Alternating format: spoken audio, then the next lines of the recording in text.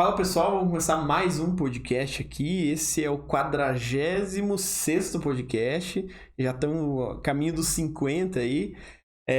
Eu sou o Alexandre, vou conduzir essa conversa. Hoje a gente está aqui com duas pessoas, vocês estão vendo uma só. Uma é o Nilson e a outra é a Kátia, que está escondidinha ali.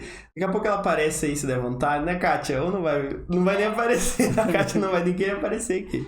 Mas hoje a gente vai ter um papo super legal sobre um assunto que não é tão falado nesse meio da construção, mas é super importante.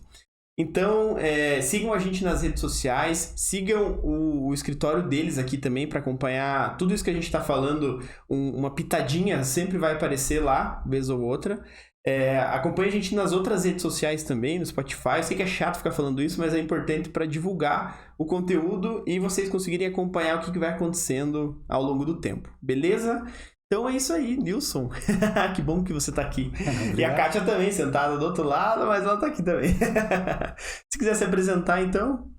Então, me chamo Nilson, né? Sou Nilson Miller, filho, sou arquiteto. Você falou do filho e eu esqueci de falar o filho. Então é Nilson Miller Filho, tá? Não posso ser do filho. E eu sou arquiteto, sou músico, apaixonado por música, por acústica e pela arquitetura. Você é músico mesmo? Assim? Sou músico, sou baterista. Baterista. Baterista. É um dos motivos que me fez entrar nessa área aí de acústica, né? Uhum. Você entrou na arquitetura achando que você faria isso que você faz hoje ou nem ideia? Na verdade, quando você escolhe arquitetura, a arquitetura é muito genérica, né? Uhum.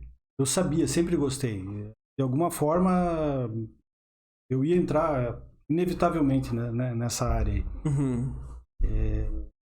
Cara, sabe que eu nunca tinha pensado nisso, mas eu acho que sim. Respondendo. Eu acho que sim, porque eu tenho uns primos que têm estúdio de atuação desde meninos aí, 15, 16 anos, eles já abriram o estúdio. A gente tem mais ou menos a mesma idade e eu já ajudei na época a formar os espaços no estúdio. Sempre gostei muito de preparar os espaços para isso, né? Para música. Adoro assistir filme, ouvir música. Então, isso é muito ligado mesmo com a arquitetura. Acho que sim. Eu não tinha pensado nisso, mas acho que sim. E o podcast também é cultura, é aprendizado. E baterista, você é desde quando? Desde os 12 anos. Então você é baterista antes de ser arquiteto? Antes. Porque eu não sei se tem ligação ou não, mas normalmente quem mexe com música, tipo, baterista, o guitarrista, sei lá, acaba entrando nesse mundo de áudio, né? Ou não? Você acha que não? Em geral sim. Porque sempre vai gostar de, tipo, vai conhecer equipamentos, não, esse aqui é melhor, vamos no estúdio, porque o estúdio é configurado perfeito pra gente tocar aqui e sair o som bacana e tal. E hoje eu acho que até essa curiosidade tá, não sei, acredito que é até um pouco menor. Na nossa juventude, eu tô com 49, né, faço 50 agora em outubro. Não existiam equipamentos importados, não existia tecnologia, a gente não tinha acesso a isso. Eu me lembro bem que a gente era, piá, meus primos e eu, nós íamos fazer tour pela cidade nas lojas de instrumento musical para ver o que tinha de novo. Quando começou a chegar coisas diferentes, de mais tecnologia, o interesse acaba vindo. Então, e a música, a tecnologia, os equipamentos, tanto para bateria, guitarra, o que for, tem tudo a ver com automação, com essa história aí, né? Então, é bem bacana isso mesmo. E é tudo interligado, né? Que nem você falou. Só que dentro da arquitetura é muito amplo e acaba você nem entra nessa parte acústica, eu acho, né? Ou acaba entrando? De leve, pelo menos. Entra, sim. Cara, se você for pensar... Tipo, no curso, você diz assim? Tipo, durante a formação? A formação entra. Sim, a gente tem noções. Na verdade, o curso de arquitetura... O arquiteto é um grande generalista, né?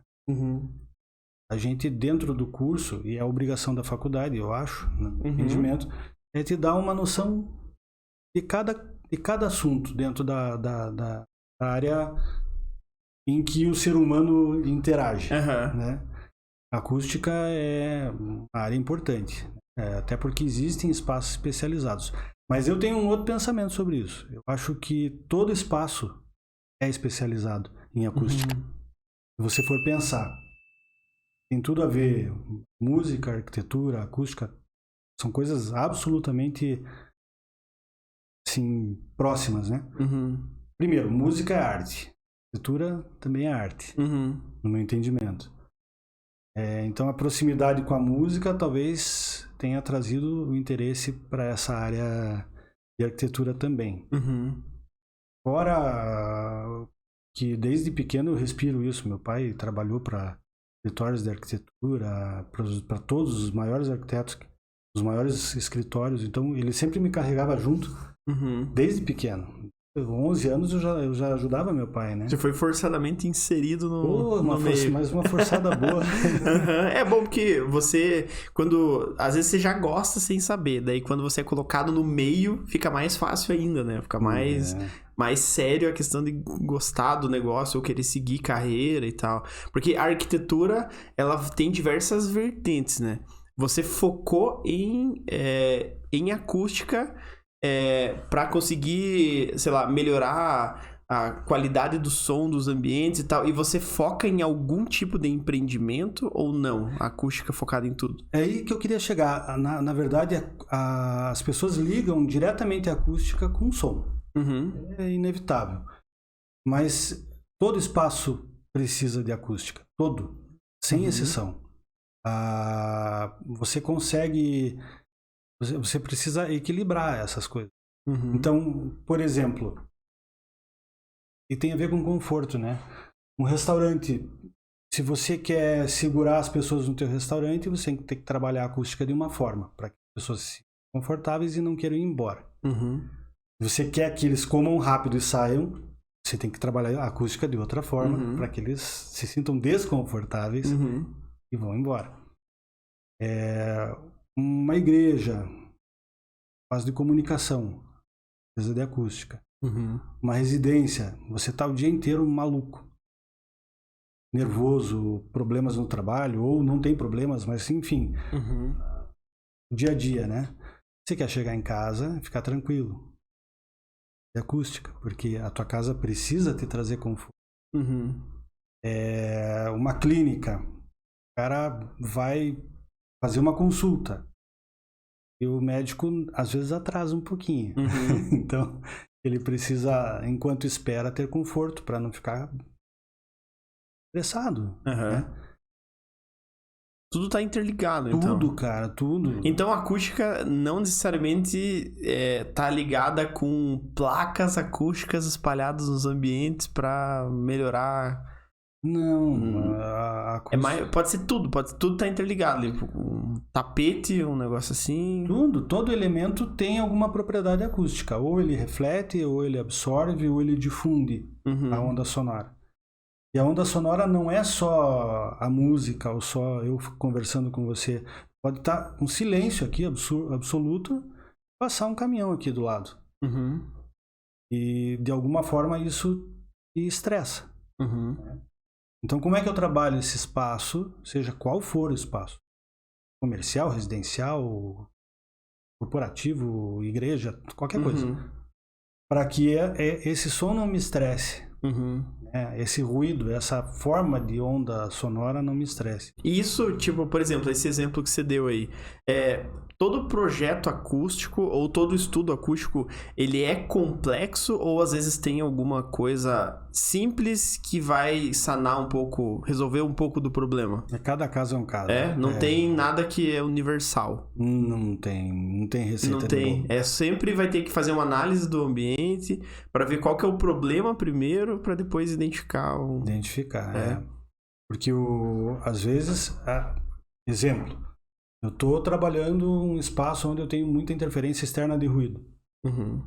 E você não percebe algumas coisas internamente aqui, porque o ruído fora muito maior do que aqueles problemas que você tem internamente. A hora que você resolve o problema do ruído de fora, começam a aparecer os problemas internos. E daí você tem que tratar isso tudo, né? Então não necessariamente numa tacada você vai resolver também. Às vezes uma coisa puxa a outra. E em tudo. Então, por isso que eu digo, a arquitetura, em todos os assuntos da arquitetura, tem acústica. Ou não. Mais que isso. Um problema de saúde mesmo. Mais do que comprovado, que você tendo espaços bem acondicionados, bem tratados acusticamente, tanto em isolamento quanto tratamento, aumenta o rendimento a uma escola. Porque é assim, cara, eu tô conversando com você, eu tenho um excesso de interferência, eu tenho que aumentar meu tom de voz. Se eu aumento meu tom de voz, eu fico estressado. Tem que aumentar minha potência de voz, né? Aí tem uma música ali que alguém deixou mais alto. Tem que falar mais alto com você. Chega no final do dia, você não percebe. Tá muito estressado. Isso acontece na escola, isso acontece em restaurante, em reuniões que você... Dentro do seu espaço de trabalho. A gente tem um caso de um corporativo que foi feito e eles alugaram um outro espaço e falaram assim, Nilson, não vamos trabalhar tanto com acústica nesse espaço. Eu falei, mas vocês já tiveram alguma discussão forte dentro do espaço que a gente já criou? Uma coisa que alguém saiu do sério, se exaltou de alguma forma? Não. Difícil que aconteça. Porque se eu não preciso levantar a voz para falar com você, a possibilidade de eu me estressar com você é muito menor. Então, é tratamento acústico. Posso conversar com você num tom de voz tranquilo, mesmo que a gente converse sobre coisas que são interessantes, sérias, importantes. Isso aí parece mágica, não sei se funciona, não. Funciona. Funciona. É que tem ambientes em que isso é extremamente necessário, né? Porque a gente sempre pensa em ruído externo, né? A gente sempre pensa em, tipo, eu não quero ouvir o barulho do trem passando. Eu não quero ouvir o cara da moto ali fazendo randandandandan.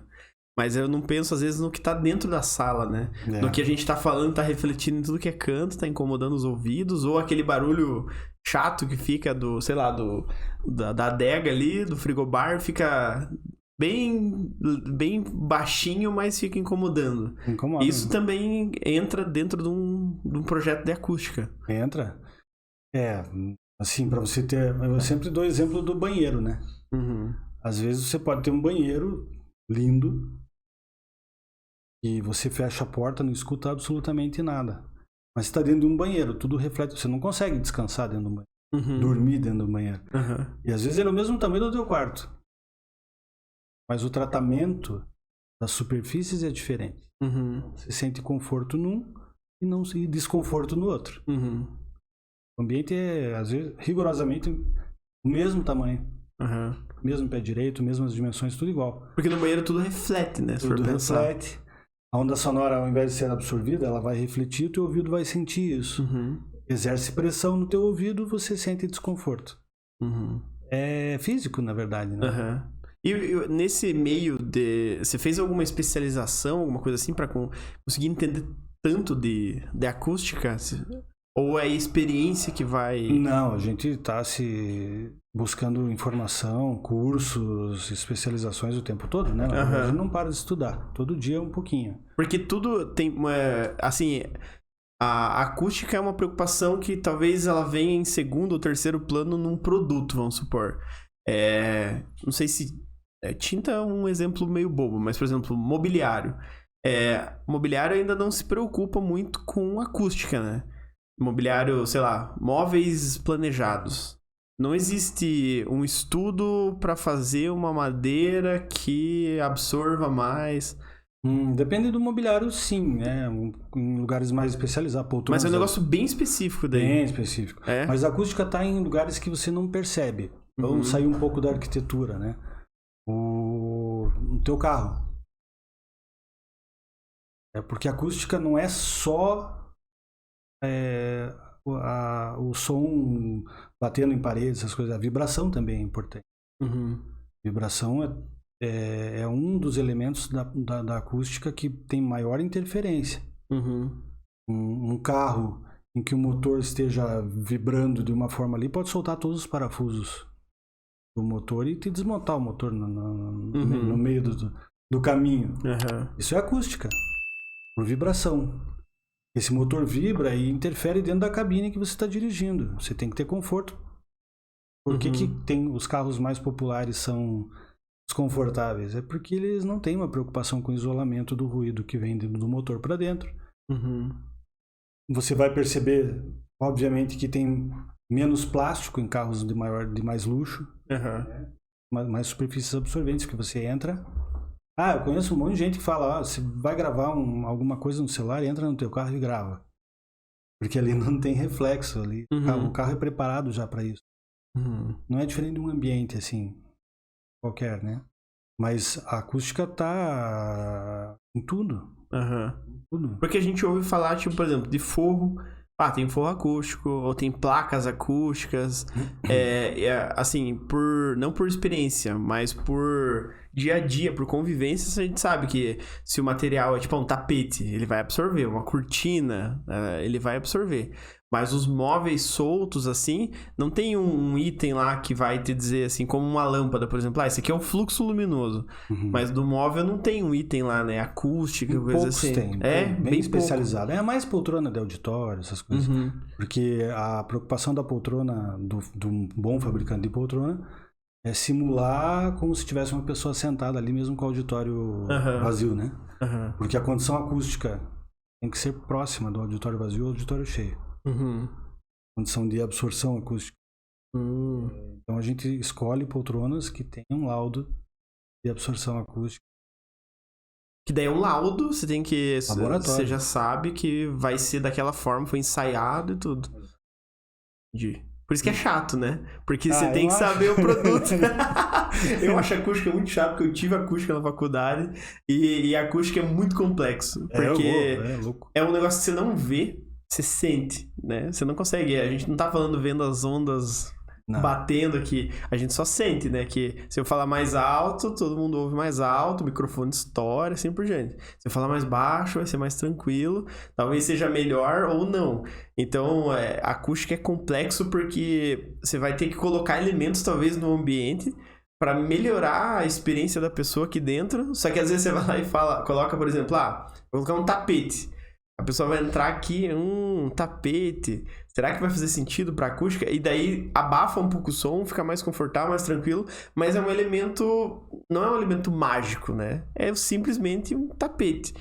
Você resolve problemas assim também? Tipo, a acústica resolve problemas colocando um tapete, colocando... Sim. Cortina e assim por diante? Resolve. É uma afinação, né? Como cada produto... Tem alguns produtos que são ensaiados. Então, por exemplo, eu vou fazer um projeto, a gente sempre dá preferência para aqueles produtos que tem laudo. Sem laudo, porque eu assino uma responsabilidade, eu tenho que ter alguém que venha junto comigo, né? Você tem que estar respaldado. Mas tem alguns que existem padrões de norma. Então, a gente consegue equilibrar o espaço, às vezes sem precisar ter um laudo. Eu consigo calcular também, depende de propriedade, densidade de material.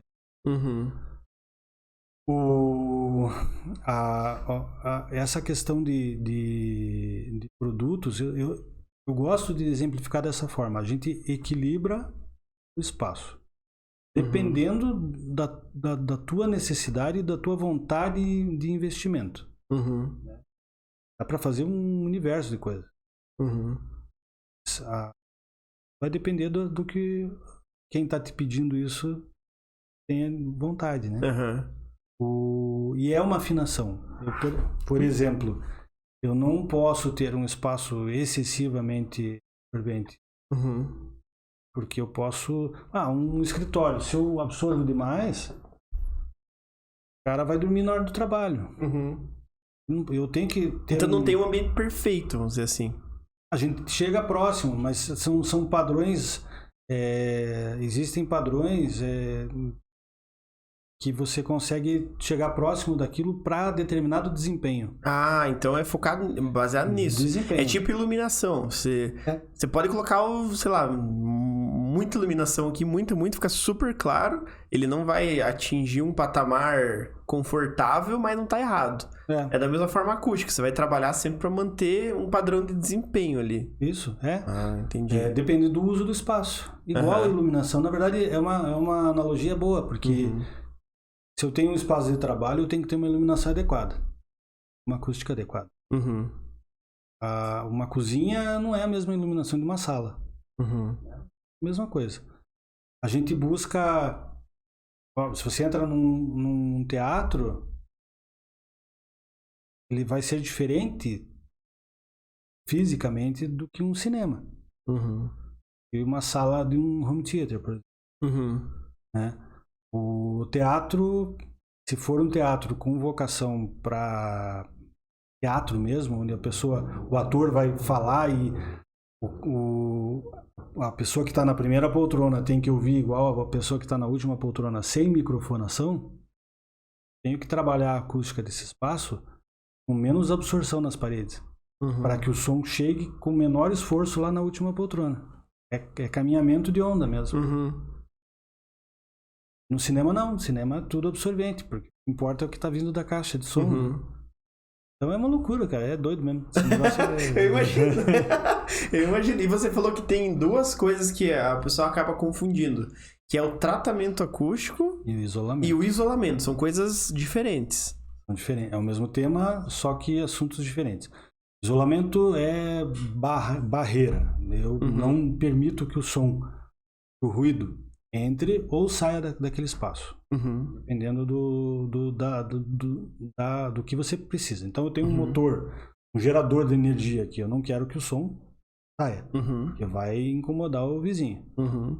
Isso é isolamento. Isso é isolamento. Eu não tenho relação com qualidade e conforto dentro do espaço. Você não quer deixar o ruído do gerador mais agradável. Não existe isso. É barrar o som mesmo. Barreira.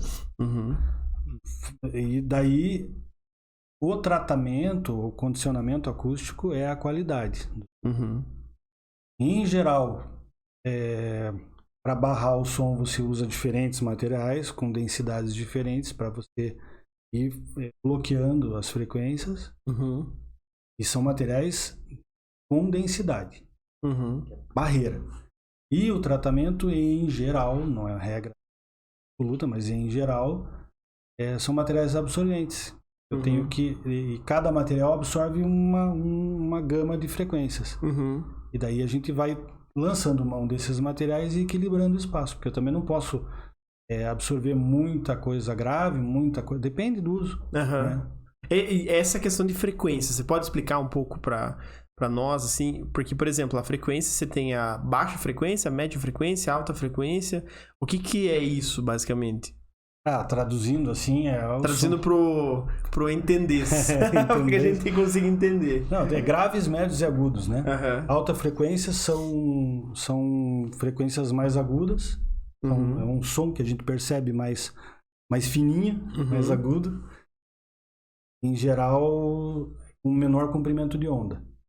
Então, produtos que têm menor espaço entre parede e o final e a superfície final acabada tem a capacidade, em linhas gerais, tá? De absorver essas frequências mais altas, mais fininhas, vamos dizer assim, com menor comprimento de onda. O pessoal pode imaginar fino, literalmente fino, né? É a ondinha bonitinha assim, desenhadinha, tal, fininha. E o grave são sons de baixa frequência, tem um comprimento de onda maior, então eu tenho técnicas diferentes para absorver. Então, estou numa sala como o teu estúdio aqui. É muito provável que as pessoas escutem só o bu lá fora, porque eu tenho o som de baixa frequência tem um comprimento maior de onda, é mais difícil de bloquear. Som de alta frequência. Num alto-falante no teu home, se você coloca uma barreira na frente da caixa, a primeira coisa que ele vai bloquear são os agudos. O grave vai passar. O grave fica bum, bum, bum. Daí você tem que usar outros dispositivos, né? Daí tem que entender o uso. Por exemplo, a frequência da voz humana. uma média frequência, por exemplo. Tá?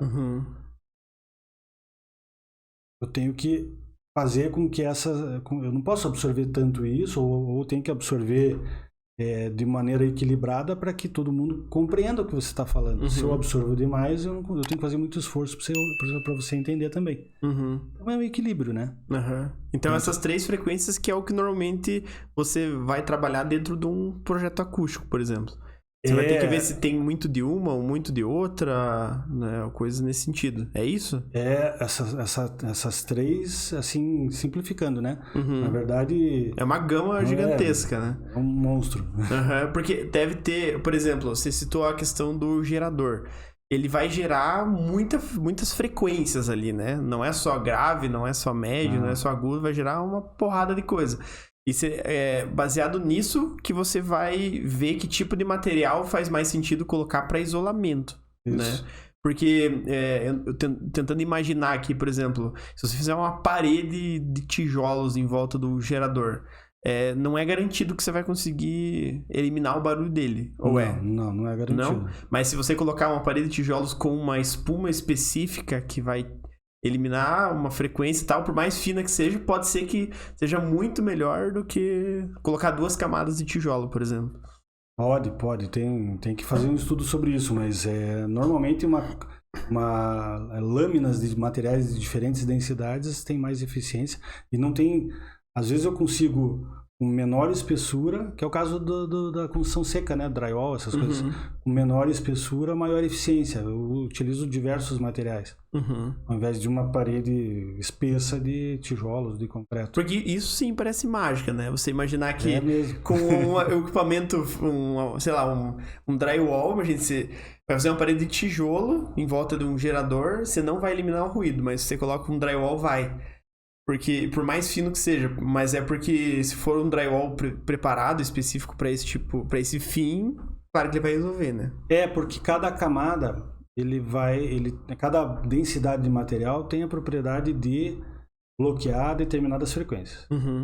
Se eu pego uma parede, onde eu tenho 3, 4 tipos de camadas de materiais com densidades diferentes, eu vou bloqueando por layer, né? Por camada. Ele vai perdendo intensidade até que chega numa cavidade com lã de rocha, por exemplo, em que ele já perdeu uma quantidade de energia e daí a lã absorve e faz com que o som não ressone dentro daquela cavidade e daí ele perde mais energia e não tem força para voltar para o ambiente ou para transpassar, né? Então é assim que funciona. Na verdade, você vai quebrando a energia com diferentes camadas. E daí, imagine, isso você mede, provavelmente. Mede. Tá. Você vai, com que aparelho que você mede para saber? Eu vou dar o exemplo do gerador, que talvez todo mundo conheça o gerador. Mas como é que você vai medir ali para saber que... qual que é o problema dele? Medir a intensidade do som ali por decibel e com sonômetro, né? Sonômetro. Sonômetro, E ele vai te dar um espectro de frequências para você fazer as análises. Daí com essa análise você descobre quais frequências são mais evidentes ali e qual é o diagnóstico e o remédio. O remédio já também? Consequentemente, né? Sim, porque ele já você vai fazer ali seus cálculos e vai chegar à conclusão que para bloquear aquelas frequências vai ter que usar determinadas estratégias, né? Porque no gerador você não consegue ouvir, eu não sei, eu não consigo, você talvez, mas ouvir dizer qual que é a frequência mais... Não, tem que ter equipamento. Tem que ter equipamentos. Porque quando você tá num sistema, num home, vamos supor, você consegue diferenciar o grave do agudo, né? Ou uma voz de uma pessoa. Não, frequência, nesse sentido sim, você percebe. Tá sobrando grave aqui, tá sobrando agudo, não é diferente de um som. Mas para ir mais a fundo tem que ter equipamento. Porque isolamento é complexo, né? Não é tão simples quanto parece, né? Isso é chato, né? E qual outro caso que você usa isolamento? Porque agora a gente falou gerador e tal. Mas você faz bastante projetos grandes. E daí, isso é isolamento ou é tratamento? Aqueles que você está fazendo fora do Brasil? Sempre os dois. Sempre os dois? Sempre os dois. Eu tenho interferência de todos os lados. Eu posso ter ao lado de uma sala, por exemplo, no auditório, um foyer frente lá, onde eu tenho uma aglomeração de pessoas que ficam falando e não podem atrapalhar o que está acontecendo dentro do auditório. Ou posso ter um restaurante, lanchonete, do lado de uma sala de conferência. Uhum. O que está acontecendo dentro da sala de conferência é sigiloso. Eu tenho que isolar de dentro para fora na sala de conferência e não posso deixar com que essa aglomeração de pessoas interfira no que está acontecendo dentro da sala de isolamento. Uhum. Não é mágica, é isso, Kátia? Claro que é mágica, aí você tem alguma coisa que eu vou descobrir do Nilson, mas isso é mágica. Porque você imagine uma praça de alimentação num shopping. E daí você vai criar um produto inovador, que é um espaço de coworking no meio da praça, que você pode trabalhar tranquilo sem ruído externo. Projetando você consegue fazer, né? Pode acontecer. Claro que não é uma situação ideal, mas essa interferência, que nem você falou, um restaurante e uma sala de conferência ali, você consegue diminuir o máximo de executar o máximo dessa função que você falou, né? De não jogar essa conversa da sala de conferência para fora, nem pegar o ruído de fora e jogar para dentro, né? Você consegue usar materiais ali, tipo, e o projeto em si para realmente executar isso, né? Consegue, é bacana. E esses projetos que você executa fora, por exemplo, você pode dar um exemplo de um grande... É um só que você fez ou não? A gente tem... Tem um último aí que você tava... É lá na Bolívia também ou não? Na Bolívia nós temos vários... Hoje a gente tem projetos no Paraguai, na Bolívia. Entramos agora em São Salvador. Em São Salvador? Voltei de... Até... A gente era para ter conversado antes, não conversei por 2 motivos. O Nilson é muito viajado. Por 2 motivos, porque a gente surgiu essa viagem para a gente fazer lá uma visita e porque a gente pegou Covid. Logo, um pouquinho antes da viagem, então acabou não dando certo. Mas esse projeto é o quê? Então, o de São Salvador? Esse de São Salvador. É um processo ainda, não posso dar muitos detalhes. Então fala do que você pode dar detalhes aí, que já executou. Bolívia eu tenho... Porque é muita coisa do governo também, né? Ou não tem nada a ver? Não, tem privado, tem público. A gente tem parceiros, né? Na Bolívia é um grande parceiro, irmão. Ele trabalha, ele é... provedor, né, de várias marcas lá dentro da Bolívia e trabalha e a gente a proposta é entregar uma solução, não vender produto, né? Resolver o problema do cliente. Resolver o problema, seja lá qual for. Então hoje nós temos executados na Bolívia projetos de biblioteca de faculdade, escritórios, em centro de eventos. Tem o maior projeto que a gente tem hoje, a Assembleia Nacional,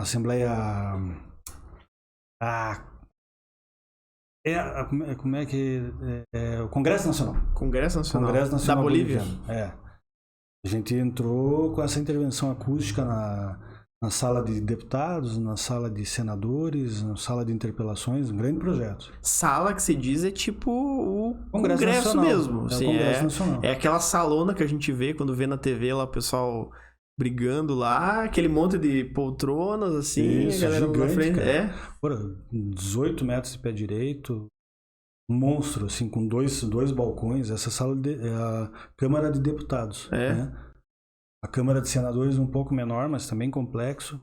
A gente entrou junto com a arquitetura, interferindo nos espaços para que tivesse um bom condicionamento. Mas isso foi uma exigência, tipo, de projeto ou uma necessidade que surgiu depois que o projeto foi executado ou não? Sempre caminha junto, nesse caso? O ideal é que caminhe junto. Quando a gente consegue caminhar junto, é melhor para quem está investindo. E você acaba economizando. Porque senão depois você apaga fogo, né? Você tem que desmontar e fazer de volta. Não tem muito o que fazer. No Congresso... E quando a gente entra nessas soluções maiores, assim... nem maiores. Qualquer solução que a gente se propõe a fazer, a gente sempre faz uma medição antes, uma medição depois. E a medição de qualidade do espaço é diferente da medição de isolamento. Tem essa diferença também? É bem diferente. Porque daí eu percebo os parâmetros de medição são relacionados à qualidade.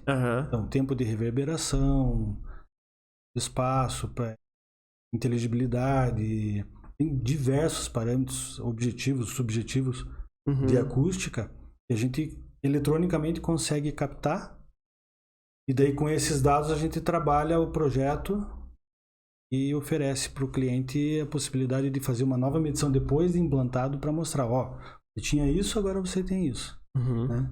Em geral é bem legal, cara. É bem bacana. É bem joia. E você projeta isso? Mesmo assim, tipo, você coloca no CAD, sei lá, no projetado. BIM, São cálculos. Mas vamos supor que você pega... É que eu não sei nem como fazer essa pergunta, acho que tão complexa que é.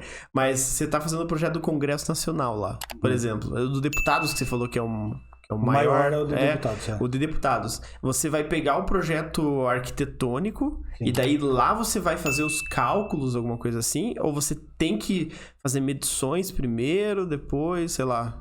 Quando o espaço permite, a gente faz medições. Nesse caso, não existia essa possibilidade porque estava em construção. Então não tinha como você tirar dado nenhum. Você tinha que... Foi teórico, completamente.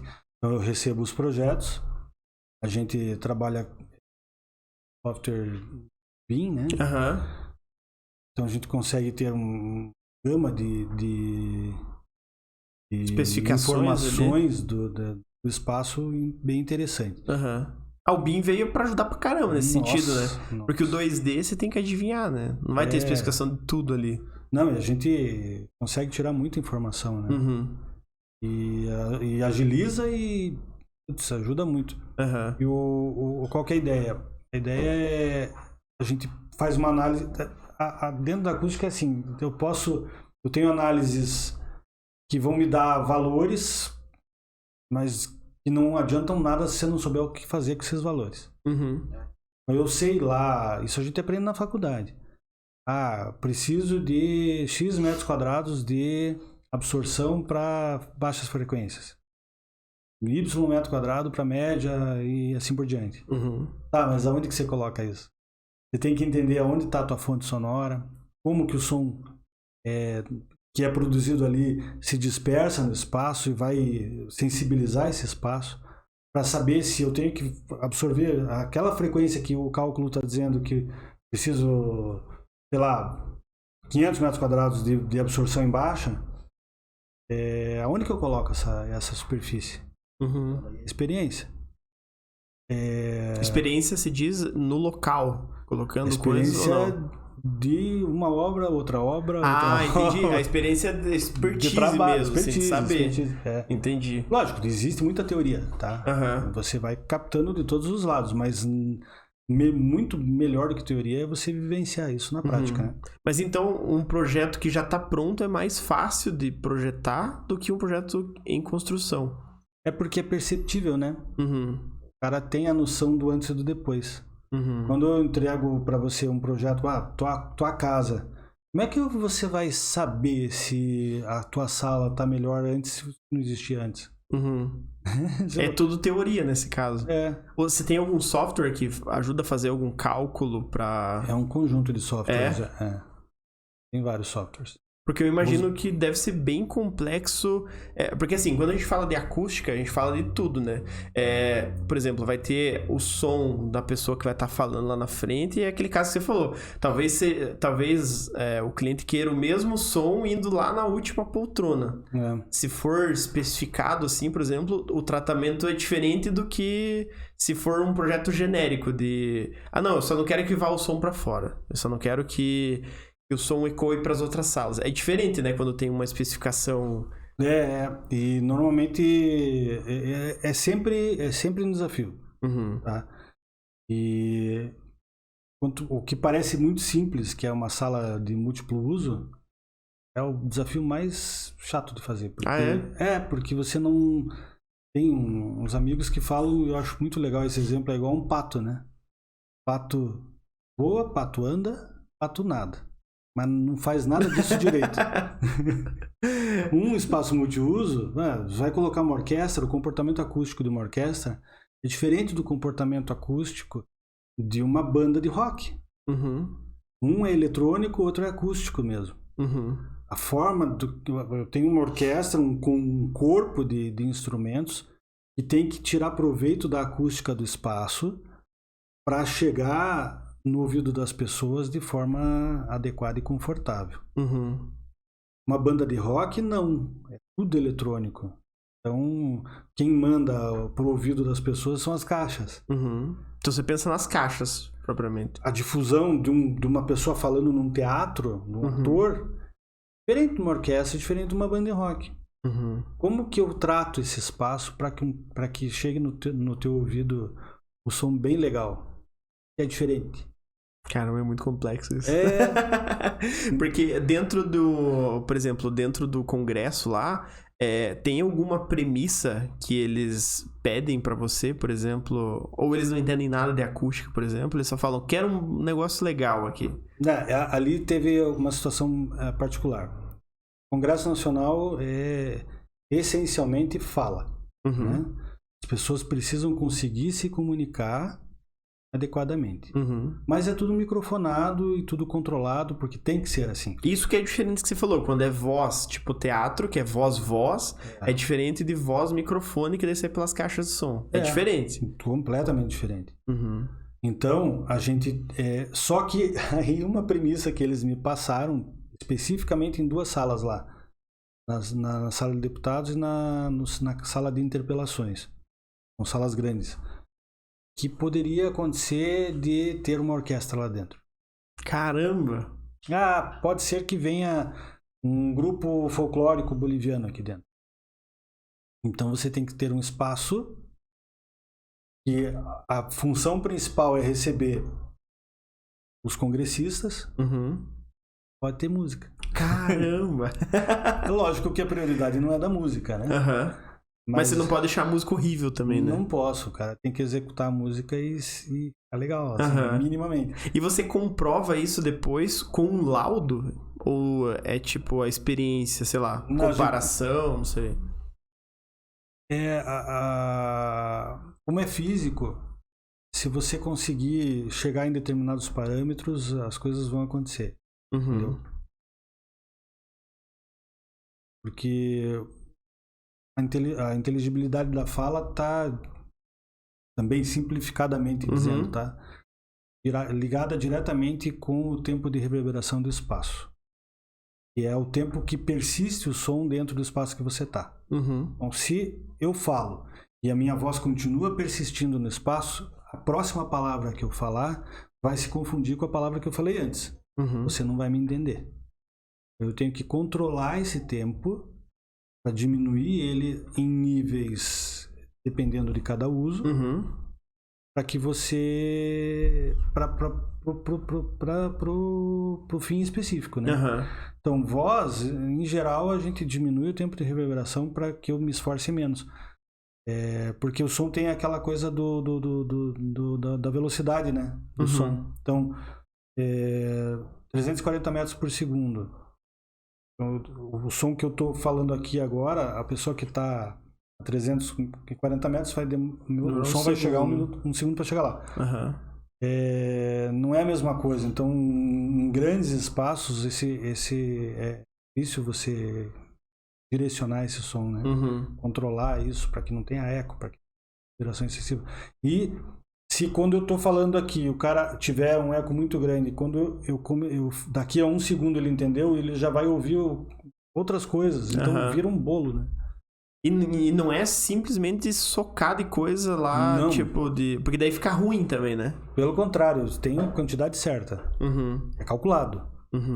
Eu coloco demais, eu fujo do meu objetivo. Se eu coloco de menos, eu também fujo. E nesse projeto, por exemplo, que tipo de itens que você teve que especificar para dar um bom projeto? Por exemplo, as poltronas e tal? Poltronas, paredes, teto... Tudo. E piso. Tudo pensado com laudo, que nem você falou. Tudo com laudo. Pra que tenha as propriedades específicas pra... E daí, por exemplo, vamos supor, o piso.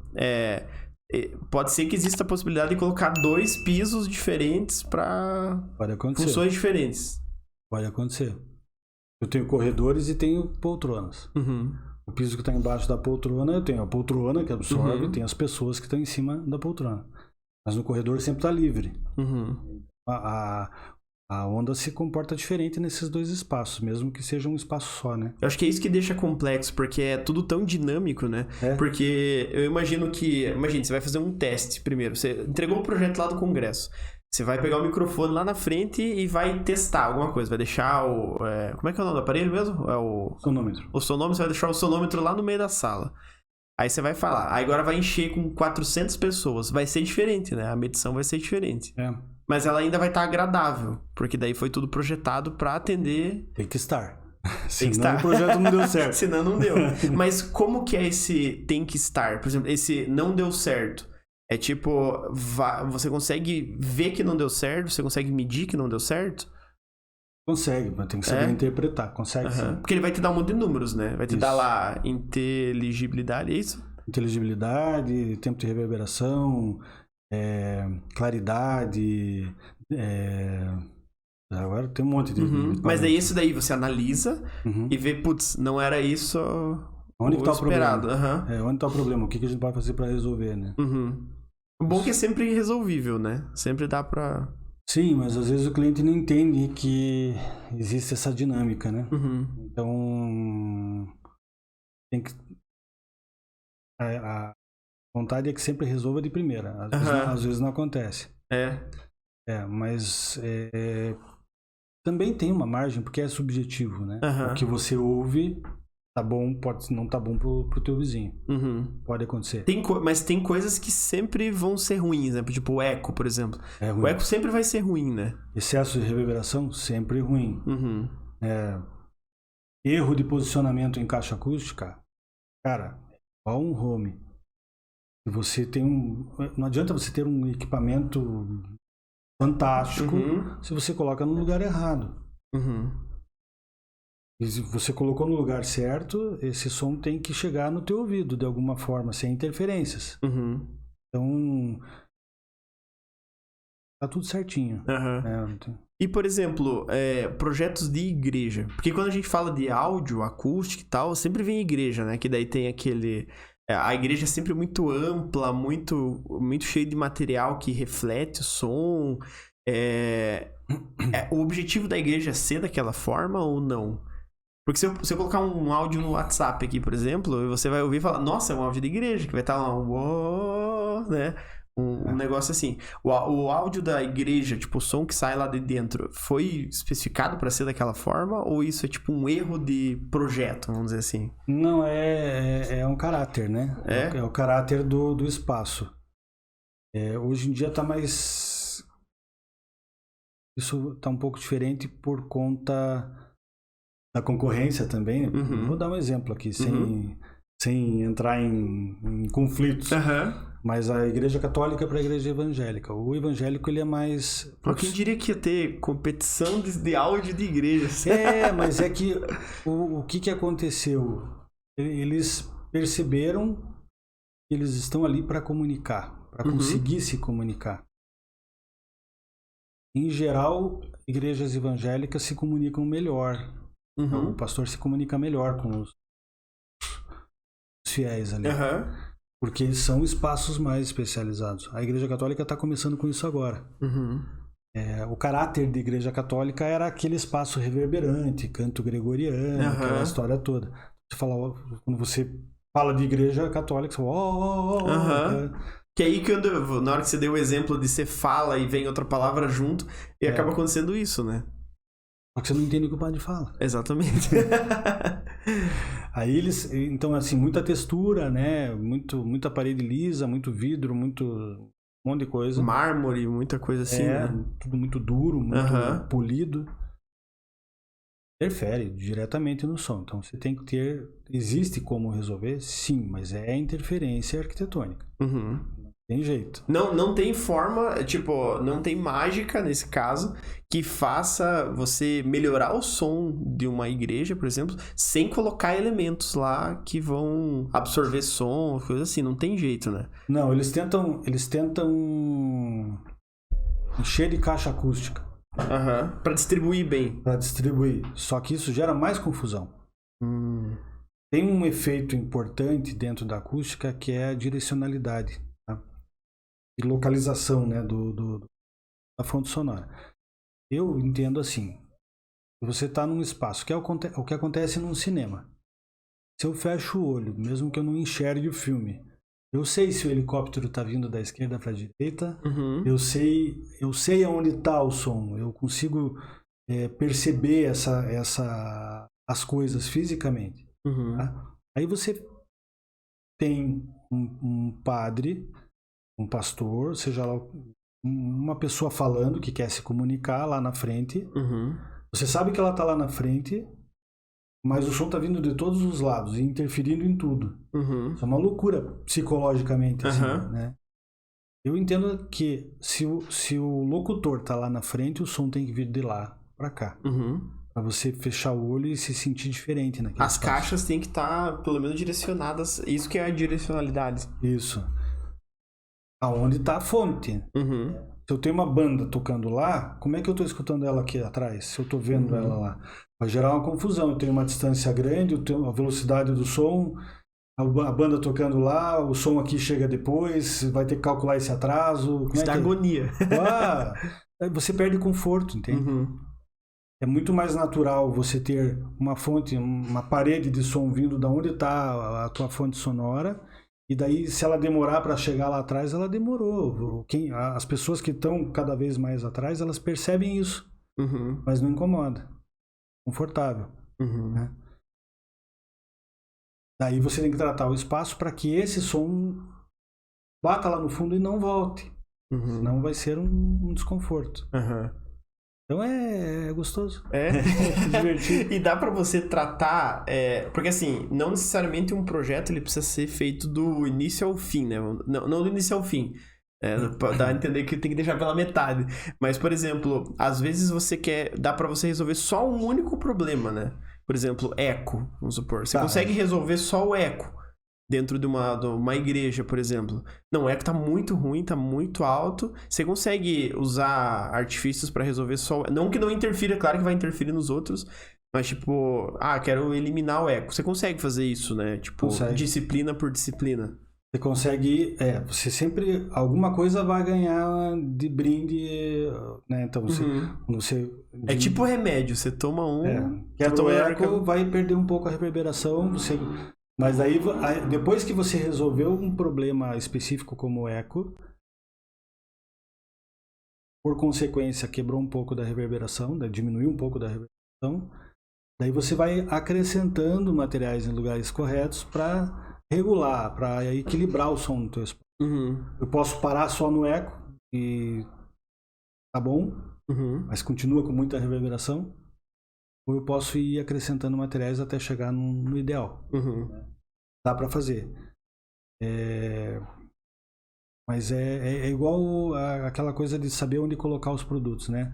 Um absorvedor de baixa frequência. Significa que ele só vai absorver baixa frequência? Absorver toda a gama de frequência a partir daquela frequência principal de absorção. Porque da baixa para alta, ele vai diminuindo o comprimento de onda. Então, tudo que é menor cabe naquele absorvedor. Que é maior, não cabe. Então, ele não absorve. Passa reto. Nem passa, né? Então, é essa a ideia. Então, por que um absorvedor de alta frequência não absorve baixa frequência? Porque a onda é muito grande e não cabe dentro daquele espaço. Né? É tudo daquele tamanho para lá, vai. Funciona da mesma forma com tudo, com o tratamento do eco, então, tudo que eu conseguir, a reverberação, todas as características do espaço que estão próximas ali daquele eco que está acontecendo vão ser resolvidas. Dali para frente eu vou melhorando, né? Entendi. E você já fez projeto de igreja ou não? Já, tem um projeto bem legal aqui em Campina Grande do Sul. Aqui no... legal. E, cara, bem legal. Que era o problema lá? Ou não tinha problema, era do zero? A igreja sempre tem problema. Sempre tem. Mas é que a construção já gera esse problema, né? Tipo, acústico. Igreja católica. Em geral, eles gostam de fazer... Isso é cultural, né? Aquela abóboda de berço que a gente fala. Que é uma concavidade. A concavidade ela tende a direcionar a onda sonora. Então, todas as igrejas têm essa característica, têm problemas acústicos se não tratar essa concavidade. Não é que toda concavidade seja problema, que em geral é. É uma característica, né? É. Então, essa igreja não é diferente. O projeto lá é nosso todo. Projeto de interiores. Arquitetônico também. Arquitetônico a gente entrou no meio do caminho. Mas o projeto de arquitetura de interiores é nosso, o projeto acústico é nosso, todo o desenvolvimento a partir de um determinado ponto ali da obra, antes da obra, a gente interferiu bastante. E, ficou muito legal, cara. Nossa, e é uma igreja que tem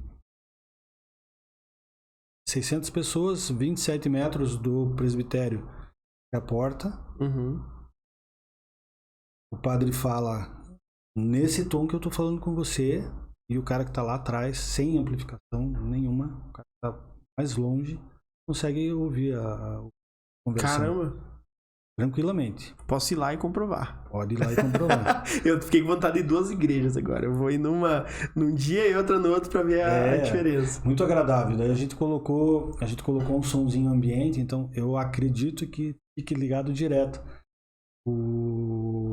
Ele deixa um somzinho ambiente na igreja para dar um clima. Né? E a ideia desses espaços é transformar a tua experiência. Você não vai lá para ficar igual. Você vai lá porque você está procurando alguma coisa diferente. Confortante, agradável, né? Então tem que transformar. Não tem como você chegar lá e ficar mais louco do que quando você chegou, né? Até tem, né? Dependendo do projeto, tem. Porque vai que tem só essas abóbadas ali, isso é eco pra tudo que é lá, você fica mais louco, né? Aí gera até brincadeira, né? Você vai visitar igrejas que são muito antigas, assim, conversa lá dentro. Não tem como, você não entende uma palavra do que a pessoa que tá lá na frente falando. Não entende. Qual que é o objetivo desses espaços? É se comunicar, você quer chegar... A não ser aquele que reza em latim de costa pro sim! Que daí tá rezando. Assim, é o jeitão dele, mas ninguém entende. Na verdade, tanto faz se entende, porque é outra língua, que não é uma língua que todo mundo compreenda, né? Não é uma língua comum. Mas em geral, esses espaços são espaços de comunicação. Por que é diferente a igreja católica da evangélica? Porque evangélicas, os templos já são preparados para... São auditórios. Os formatos são diferentes. Auditórios. Equipamento de som mais profissional, mais bacana. Ainda que sejam características, não precisa perder o caráter para conseguir comunicar. Essa igreja de Campina Grande do Sul é um exemplo típico disso. Tem caráter de igreja. Eu deixei o tempo de reverberação até um pouco maior do que eu gostaria, para não perder o caráter de igreja. Ainda tem a identidade de igreja. Tem a identidade de igreja. Só que é naquele limite em que o orador consegue se comunicar. É um limite. Se ficasse mais reverberante que isso, ele ia ter dificuldade. Já ia começar a ficar um negócio desagradável daí. Não ia conseguir se comunicar sem equipamento, né? Entendi. E daí o equipamento é a mesma coisa. Eu tenho lá 2 fontes sonoras no presbitério, dados para a porta. Todo mundo sabe que o que está acontecendo saindo ali da frente. Ali é o palco, né? É o cenário. Num teatro, se o ator tá matando um cara nesse canto do palco, você não olha pro outro lado, porque o som tá saindo dali, então você tem que... O som é importantíssimo. Eles têm que estar correlato, tem que se relacionar, né? Não faz sentido. O exemplo típico, cara, é realidade virtual, óculos de realidade virtual. O teu cérebro fica maluco, porque a gente tem lá no escritório, eu já tentei implantar essa questão da realidade virtual para o cliente ver, passear dentro do ambiente, mas dá enjoo. É, porque você está sentado... do áudio. Não, você está sentado... enganar o cérebro, né? Você está sentado andando. O cérebro ele é muito lógico. Se o som está vindo daqui, você olha para cá. Se você está sentado, você está sentado, você não está andando. Aí você anda e aquele movimento virtual te faz ficar enjoado, porque a tendência é querer andar, né? É tipo você sonhar que tá caindo, né? É. Você já dá uma... Dá um gelo na barriga. Agora mudando de saco pra mala, mas não tanto. Saindo da igreja e indo pra show de rock, por exemplo. Teve show do Metallica aí, né? Sei lá, faz um 2 meses. Quando um produtor vai colocar um show no estádio, porque o estádio também deve ter uma acústica bem específica, né? Ele é sempre no mesmo formato e tal. É fácil de adaptar um show de rock, por exemplo, dentro de um estádio, porque a galera faz bastante isso, né? Ou assim, também, mesmos cuidados, tem que direcionar bem certinho, tem que... Não, os mesmos cuidados. Os mesmos cuidados, Cada equipamento tem uma característica física diferente. Depende do tamanho do público, depende... Onde vai ficar o público. Diversos fatores. Tem que ter um projeto para um show, por exemplo, também, ou não? Sim, os caras se preocupam um monte. Porque tem que ter uma experiência agradável. Por mais que seja um show de rock, que nem você falou, às vezes é 100% eletrônico, né? É 100% eletrônico. Mas ainda assim, tem que ter a preocupação com a pessoa que tá lá no fundo, lá na arquibancada, 1 quilômetro de distância, e a pessoa que tá lá na frente, né? É uma experiência. E você tem que sair falando bem daquela experiência. Você vai num show e o som não tá legal, você fala, puta, eu não volto mais no show desse cara. O som tava horrível. E isso aí faz diferença, né? Tipo, o som vai... A gente foi no show do A.H.A. semana passada, lá no Atlético. Os caras, quando vê você chegando, também já devem falar, puta, lá vem o Nilson. Ela vai falar que o som tá ruim. Não, o som tava legal. Às vezes eu me reservo, assim, nesse caso não, eu até falei. Mas a gente foi com esse parceiro nosso aí lá da Bolívia e com um outro parceiraço nosso que é especialista em Audio Pro de grandes eventos. Ela faz isso. E importa... Então, quando eu entro em auditórios, quando eu entro em coisas muito grandes assim, ele vem com a gente, né? E ele, antes de ser especialista, antes de vender equipamentos, de ser importador, essas coisas, ele locava, ele fez grandes shows internacionais a vida inteira, ele e o pai dele. Então, a gente vai... cara, porque a gente fica ouvindo de outro jeito. A crítica é inevitável, né? Mas é o que eu quero dizer. Depende do tipo do show, depende do tipo da música, você quer ter uma experiência. Eu não esperava ter uma experiência ensurdecedora num show do tipo do A.H.A. Esperava, em alguns momentos, ficar sentado e curtir o que estava acontecendo ali. Então a música tem que ser legal, tem que estar tudo equilibrado, grave, médio, agudo, tudo certinho no lugar certo. Não importa se você senta aqui ou aqui. Então a distribuição das caixas, né, tem que ser certa. Posicionamento de subwoofer, tudo tem que estar certinho. Para que eles consigam se comunicar com o público. Porque senão fica desagradável e... Por mais que a música seja boa, o ambiente bom, sei lá, com os amigos e tal, com bebida e tal, não se torna agradável porque tem um erro de projeto ali, por exemplo. E não adianta o espaço ser legal.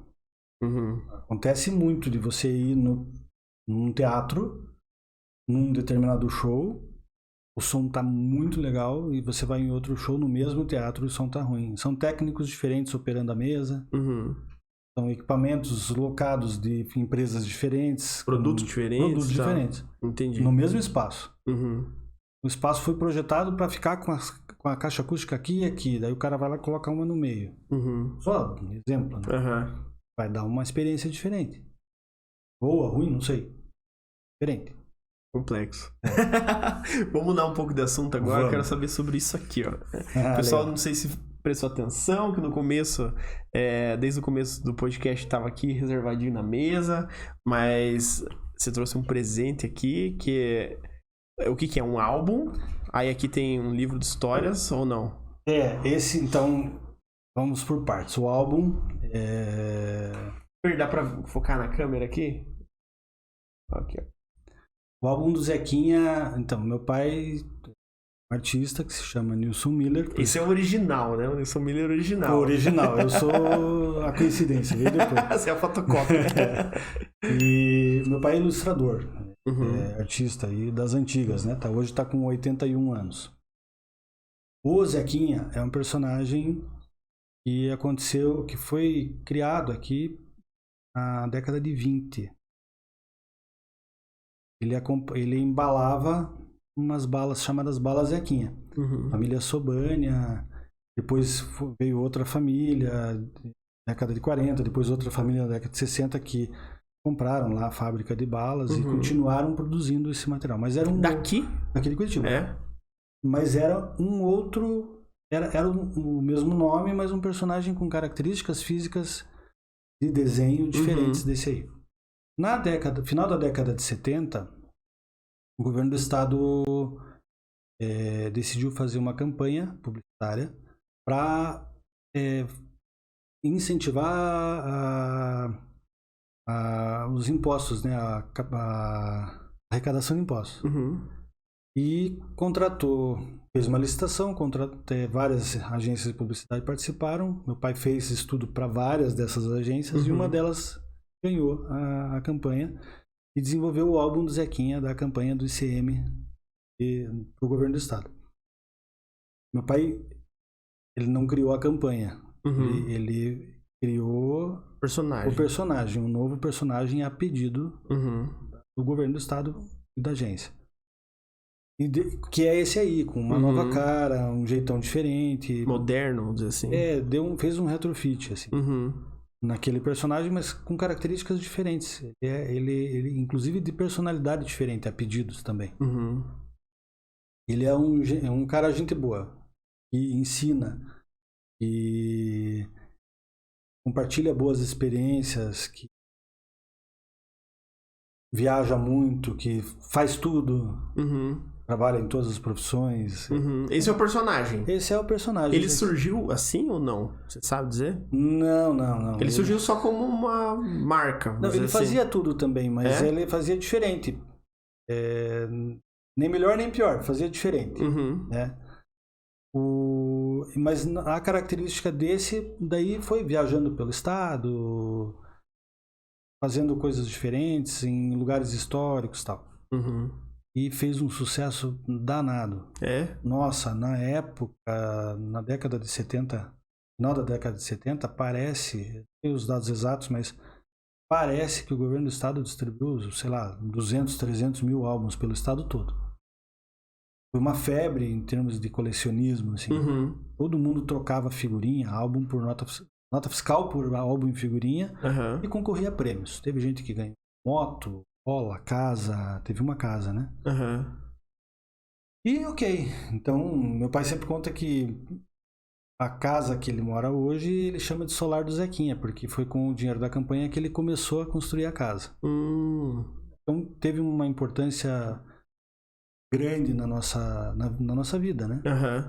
Marcou uma época. E ficou esse tempo todo, 40 e poucos anos, 40 anos, vamos arredondar. Por isso tem 40 ali no... Adormecido, né? Porque lá foi a campanha, aconteceu a campanha, tal, e puf, acabou. Ou não? Teve um repeteco em 1980, outro álbum. Mas com a campanha, seguindo a campanha também. Mesma campanha. Também foi meu pai quem fez. Ilustrou, não fez, né? Ilustrou o álbum.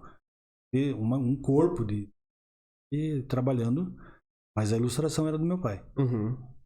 Então do governo do estado foram 2 álbuns. O que está na capa aqui a gente trouxe só para recordar, né? Foi o primeiro, depois teve um outro, um ano depois, continuando a campanha. E parou. Nunca mais. Nunca mais não. Ano passado, aí várias coisas aconteceram, ano retrasado e tal. A gente resolveu acordar o carinha. Chega de dormir. Chega de dormir, pô, 40 anos é hibernação, né? Daí a gente falou, não, vamos, o que a gente pode fazer? Meu pai já certa idade, não para de trabalhar, ele tem uma atividade maluca, assim, cara, de domingo a domingo, das 7 da manhã às 7, 8, 10 da noite, todo santo dia, feriado, não importa, trabalhando. Produz muito. Ilustrando? O tempo todo. O tempo todo. E daí a gente falou, pai, apareceram situações que a gente resolveu tocar esse projeto. E foi muito legal. Ano passado, em março, a gente lançou um novo álbum, que é esse daqui. E daí as coisas começaram a acontecer.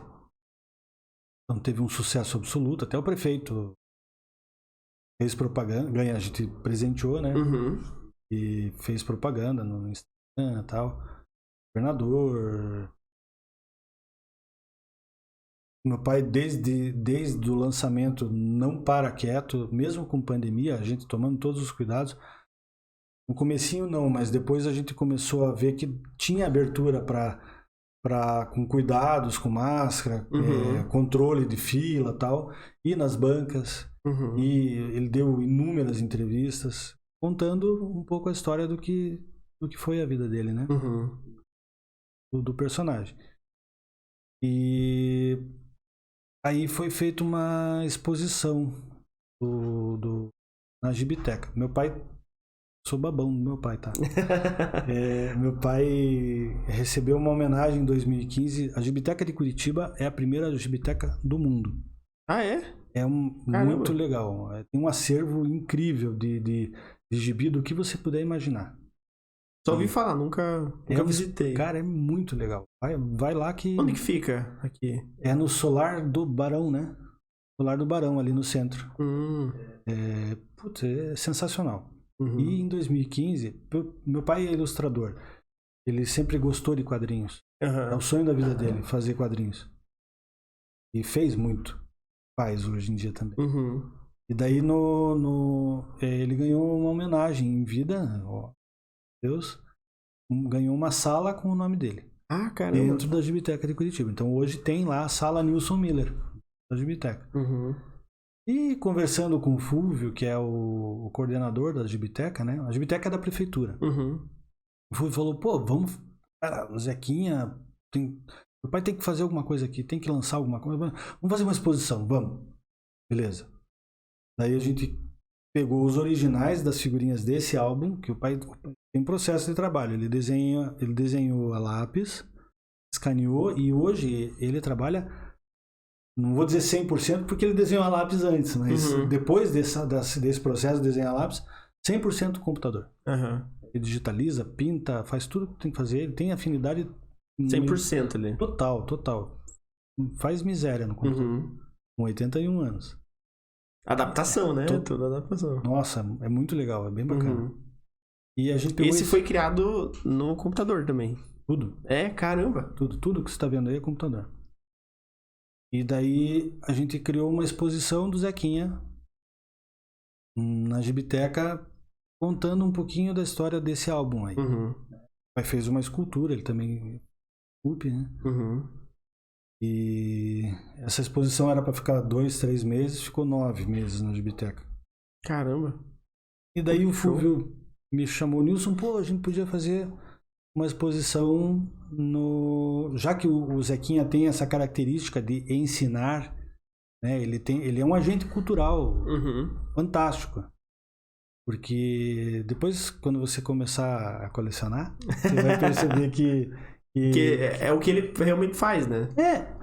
Na verdade ele não fala nada, mas ele vai nos lugares. Por exemplo, ele conhece todos os pontos turísticos, os principais pontos turísticos de Curitiba, viaja pelo Paraná, viaja pelo mundo em alguns lugares, passa por profissões, passa por diversas coisas, tecnologia e tal.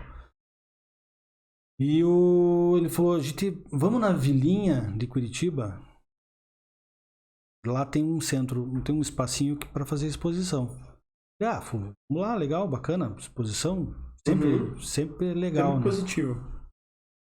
Se a gente puder fazer alguma coisa que colabore, ok. Cheguei lá na Vilinha com eles, e daí conversando, eu perguntei, e o que é a Vilinha? Posso que você não sabe. Não. Eu não sabia. Na hora fiquei morrendo de vergonha. Porque eu sou curitibano. Uhum. A Vilinha é o lugar onde Curitiba foi fundada. Ah. É onde o tal do cacique Tindiquera lá falou Coretubá, que deu o nome à cidade, à beira do rio Atuba.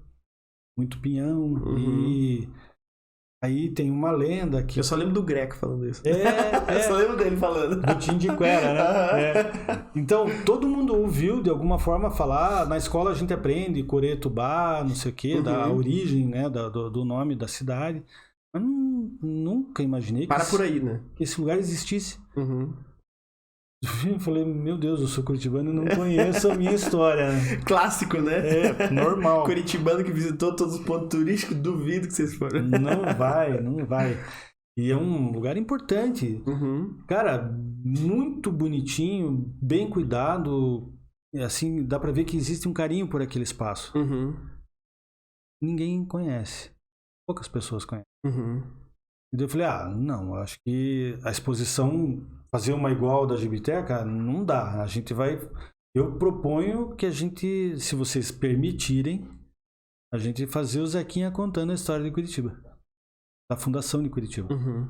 E daí a gente reabre o espaço depois da pandemia, foi no finalzinho da pandemia, com o Zequinha contando essa história. E eles toparam. Daí a gente... entrou com essa história. Então, esse gibizinho essa verde... aqui que é a história, então. Por isso que é Zequinha na Vilinha. Na Vilinha, a Fundação de Curitiba. Eu tenho que contar essa história toda porque é incrível, cara. A gente não... Então, isso é uma distribuição gratuita. A gente... entendendo que o Zequinha é um agente cultural, né, de educação, em todos os sentidos. Educação de saúde, educação de cultura mesmo, né? A gente começou com essa história aí. E depois disso veio um convite lá, ainda está em conversa, para contar a história dos bairros de Curitiba. Que show! Espero que dê certo. Pô, como é que surgiu o bairro que você mora? Sei lá. Alguém tem que contar isso. De alguma forma surgiu, né? E esse cara aí, ele sabe contar direitinho, assim, é legal. Isso eu só lembro da propaganda, caramba, de que rádio que é agora que fala, não sei se é a 98, que faz a propaganda lá, não sei o que, no seu pilarzinho, e só tem um sítio cercado, sei lá o que. Todo bairro tem uma história, né? O Zequinha contar, nada mais justo. Por que portão, né? Porque diz que tinha lá um portão, que as pessoas tinham que abrir o portão para passar. Não sei, eu não conheço as histórias. Mas alguém tem que contar. Se você perguntar pro Greco, ele sabe todas. Vou chamar ele, Greco, fica o convite. Ele sabe. E gosta de contar. No site do IPUC, se não me engano, tem. Cada bairro tem sua historinha lá. Conta. Caramba. Muito simplificadamente, mas tem. Se tiver bem fácil lá, a gente vai deixar o link aqui, ó. Que daí o pessoal já consegue descobrir. Eu tô curioso agora também. pra saber como é que surgiram as coisas. O Bom Retiro, né? Que Bom Retiro, porque tinha lá o Hospital Psiquiátrico Bom Retiro. Acho que é isso. O pessoal ia lá pro Bom Retiro, que é o hospital. Daí ficou que o bairro Bom Retiro. O nome não pode ter surgido do nada, né? Tem que ter alguma referência. Tem toda uma história. E esse é o Zequinha. Então... E o teu pai, ele ilustra. Tipo, ele é ilustrador. Mas ele faz outros personagens também? Sim. Ou foco no Zequinha? Não. O Zequinha é uma coisa que aconteceu, assim, muito... Zequinha fora da curva. Muito importante. Foi talvez o mais famoso, vamos dizer. E o que deu evidência para ele. Mas o pai foi o primeiro cenógrafo da TV Paranense. Lá no comecinho da televisão. No Canal 12. Fazia os cenários, desenhava os cenários na televisão. Tem um certificado que ele recebeu da e pioneiro da TV, junto com outros, né? Pioneiro na publicidade, no desenho, na publicidade também. Uma época em que existiam pouquíssimas agências. Ele fala, eu não sou pintor, eu sou ilustrador. Desenhista. Pinta também. De tudo que é arte, assim, que se relaciona com desenho e pintura, ele domina 100%. Nossa, uma loucura. Nossa, que show. Show. Muito bacana. Curioso porque o Zequinha não é da minha época, mas eu conheço. Eu já ouvi falar, eu acho que eu posso estar enganado, mas eu já vi fotos do Zequinha maquinista, Zequinha, então se perpetuou isso, né? Porque por mais que ele ficou adormecido um tempo, isso ficou enraizado, né? É cultural nosso, cara. Todo mundo faz. A gente teve casos de pessoas que nos procuraram dizendo que teve uma coisa emblemática, assim. E o moça que mora hoje em Luxemburgo, né? E o pai dela, o nome dela era José, o apelido era Zequinha. E ele faleceu, infelizmente. Ela mandou fazer um quadrinho lá no começo, um pouquinho antes da gente lançar o álbum, do Zequinha na frente do Paço Municipal. Isso virou figurinha, inclusive. Nós temos uma figurinha do Zequinha na frente do Paço Municipal, um pouco diferente do quadro. Daí a gente perguntou por quê. Ela só falou para nós o porquê desse quadro quando ela veio buscar o quadro. Ela veio de Luxemburgo para cá, se não me engano, visitar a mãe. E daí ela falou, meu pai se chamava, o filho dele era Zequinha. Toda vez que a gente viajava, falava, e agora o Zequinha tá onde? Né? Como o pai dela tinha falecido, essa lembrança veio muito forte. Entendi. E o pai dela conheceu a mãe dela no Paço Municipal e ela conheceu o marido dela no Paço Municipal. Caramba. Então, o Zequinha da figurinha, eles relacionavam por quê? Porque o Zequinha faz tudo e viaja por tudo. Então, agora o Zequinha tá onde? Né?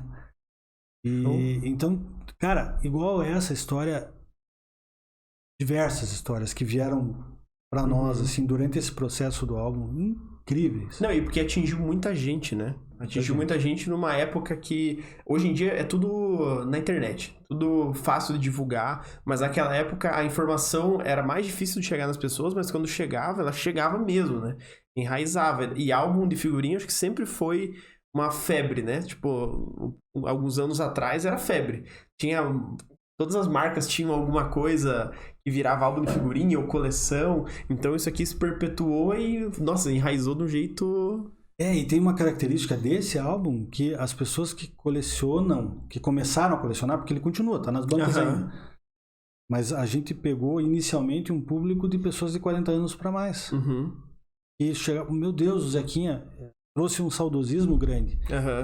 E, cara, pessoas aí com 60, 70 anos com 20 álbuns completos. Caramba!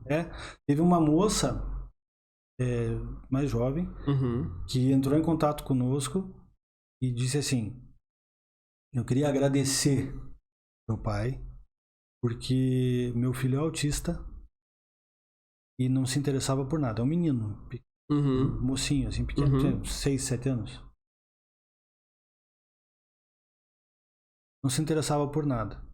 Aí ele ganhou do avô o álbum de figurinha e ele começou a aprender matemática, porque figurinha 10 vem depois da 9.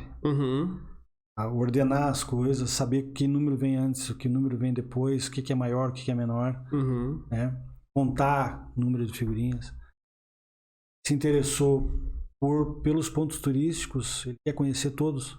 Não se interessava por nada, Alexandre. Ele quis conhecer todos. Ele falou, mãe, eu quero ir no Centro Cívico, eu quero ir no Museu Oscar Niemeyer, Daí ele chegava com o álbum e falava, olha, aqui o Zequinha esteve aqui. Coordenação motora fina, né? Porque você tem que colar a figurinha no lugar certo. Tirar o... Sensibilidade. Coisas importantes, por exemplo, ele não ensina como lava a mão, mas ele está dizendo, você tem Zequinha lavando as mãos. Pô, se o Zequinha, que é um formador de opinião, lava a mão, usa máscara, higieniza com álcool gel, a gente tem que fazer igual, né? A ideia é por isso que ele é um agente de saúde, um agente cultural, seja lá o que for. E incrível. Negócio, assim, que superou todas as expectativas. Todas. A gente não imaginava A gente queria lançar uma coisa divertida, sabia do potencial do personagem, mas não potencial financeiro, não é isso. É potencial de atingir as pessoas no íntimo mesmo, sabe? Um negócio espetacular, cara. Nossa, muito bacana. Porque isso é como você ressurgir uma moda dos anos 80, dos anos 90, que muitas marcas tentam fazer isso, né? Tipo, pega uma Coca-Cola. Vai pegar e vai tentar lançar um sabor da época, mas acaba não pegando tanto quanto... Porque o Zequinha, acho que por ele ser cultural da região Curitiba mesmo, assim, o pessoal que vivenciou aqui na época e tal vai querer ter o contato com isso, né? Vai querer perpetuar isso, né? É bem isso, é bem legal. E o pai daí trabalhou sempre com isso, com ilustração e tal. E daí chegou uma determinada época da vida... você perguntou de outros personagens. Sim, tem. Tem uma personagem chamada Mariazinha. A gente deve lançar agora em outubro. Tá pronto já. Esse eu digo que é o sonho da vida do meu pai. Ah, é? Ele é apaixonado por história em quadrinhos. E ele sempre quis criar uma história em quadrinho. A história...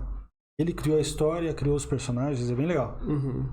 Mas nunca tinha tempo pra isso porque tinha que trabalhar. Cumprir com o resto, né, das coisas.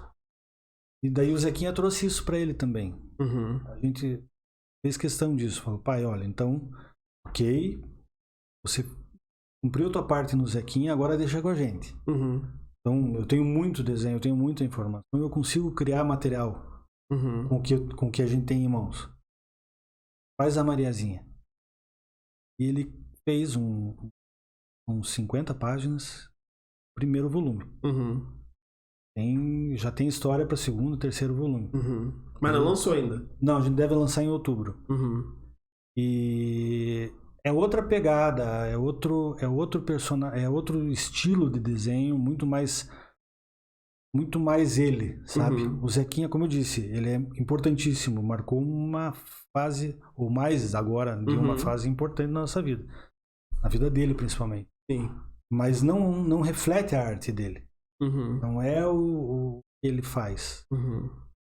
Não é a assinatura... Não é a pegada artística dele.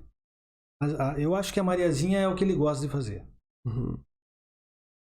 Que ele curte, que ele tem realmente prazer em fazer. E se Deus quiser, a gente lança agora Deve coincidir com uma homenagem que ele vai receber da Câmara dos Deputados.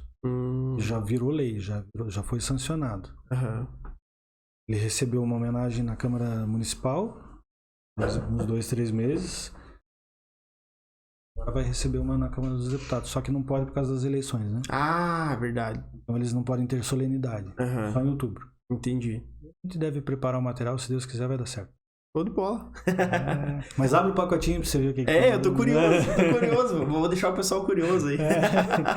Mas, foi muito bom ter conversado com você. É interessante ver esses dois lados aí, porque isso aqui é arte pura, né? E daí a acústica também é arte, só que é uma arte mais complexa, vamos dizer assim, tanto de se explicar, técnica e chata. O pessoal pode até deixar nos comentários se achou chato ou não achou chato essa parte acústica. É chato, tá? Se alguém falar que não é chato, eu vou apagar os comentários. Eu sei que é. Não, é chato, mas chato no bom sentido da palavra. O problema é que eu começo a falar e não paro, daí fica chato também. Não, mas é que é um assunto complexo e é diferente você falar assim, eu tenho um móvel e ele é quadrado, ele é dessa altura, né, dessa largura aqui e tal, eu vou colocar naquele canto. A acústica não, você tem que falar em propriedades, você tem que falar, não, imagine isso, porque se eu colocar um negócio aqui, ele vai fazer uma outra ação e você tem que você não consegue ver uma foto e falar, não, a acústica tá ótima. Eu posso... Manda bala. Cara, isso é uma coisa interessante. Não vai dizer que você consegue. Não, aí acabou pra mim. Se você falar que por foto você consegue. Não, é isso que é interessante. Porque como a gente tem muita imitação de material hoje, um porcelanato que é madeirado, ele não tem a mesma propriedade acústica do que uma madeira. Uma madeira é bom, né? Do que uma peça de madeira. Mas na foto você não tem essa diferenciação, porque você acha que é madeira. Então, muitas vezes, a gente olhando uma foto, entende que aquele espaço pode estar legal. termicamente, acusticamente, vários parâmetros. Mas chegando no espaço você percebe, opa, enganado. O famoso... É que por foto é impossível, né? De você ter uma... Porque quando você... Até vou entrando um pouco mais de novo. Porque você acaba... entendendo quais são as propriedades de alguns elementos, né? Vamos supor, você tem cortinas, você tem tapetes e tal, você sabe mais ou menos o que aquilo vai interferir no ambiente, né? Sim. Agora, numa foto, você olhar e falar, não, tá tranquilo porque é madeira, daí você chega lá e porcelanato.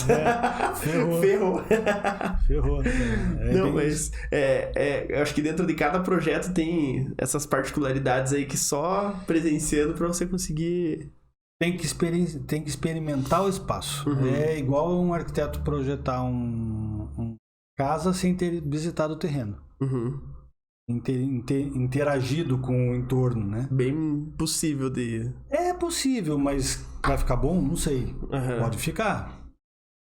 Mas pode não ficar. Pode não ficar. E vamos ficar sempre no pode, tem que ficar, né? É mais fácil. Acho que a gente tem um compromisso, né? De tentar fazer o melhor sempre. Entregar o esperado, né? O cliente, seja ele acústico ou não, ele vai querer ter a experiência correta, né? Cara, e eu entendo que isso é uma cultura que está começando agora, dentro da arquitetura. Não existia tanta preocupação. Quer dizer, existe, lógico. Todo profissional quer proporcionar conforto para o seu cliente, né? Mas agora me parece, até com exigências legais de desempenho, né? Norma de desempenho mais relacionado a isolamento, mas desempenho dentro de um espaço corporativo, questões trabalhistas e tal. Sim. A preocupação está começando isso é mais importante, as pessoas falam mais. Então, eu acho que é um momento legal, assim, porque tudo, como eu falei, você tem acústica em restaurante, em auditório, em igreja, cinema, residência, tudo. É só você entender o que é, você entende que você tem a necessidade. É isso. Eu acho que, basicamente, mesmo que você não queira, tudo interfere, a acústica interfere na vida. Vai impactar. Em tudo. 100%. Tudo de bola. Legal. Mas é isso aí. Obrigado por ter vindo aí, conversado com a gente, disponibilizado esse tempo, essa tarde aí que tá um solzão gostoso lá fora, mas a gente tá aqui dentro conversando. Obrigado a Kátia também, que ficou quietinha ali, mas participou. E é isso aí. Agradeço pelo teu tempo. Eu que agradeço, Alexandre. E pelo presente também, né? Que bom. Divirta-se. Acho que você vai gostar, tenho certeza. Então, pessoal, obrigado quem ficou até o final aí. Não esqueçam de seguir a gente nas redes sociais. Corram também nas bancas de jornais ali para buscar o álbum do Zequinha, porque ainda dá tempo de completar o álbum, né? Dá, sempre vai dar. Então tá tranquilo, podem correr atrás lá. E é isso aí, sigam a gente lá para acompanhar quem mais aparece aí, pra gente bater um papo nesse universo da arquitetura, e a gente fica por aqui. Até mais.